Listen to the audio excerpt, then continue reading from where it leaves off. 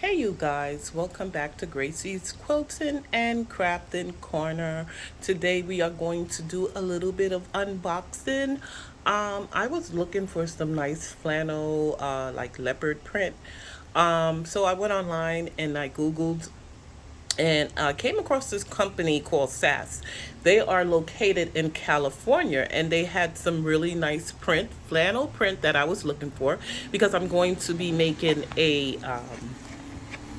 rag quilt. So let's see, you guys. I got this leopard print. I got 2 yards at $3.99 a piece a yard. I got pink. I got the purple. I got the blue. So I got like 6 yards, 2 yards a piece, and they were all $3.99 a yard, which is really good.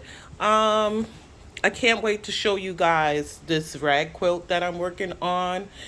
It's going to be with this leopard print. It will be a queen size the first time. This is the first time I'm going to make a queen size quilt. Normally I make a throw size and a twin, or maybe a baby quilt. So this is going to be my first queen size rag quilt. So stay tuned, guys. Bye.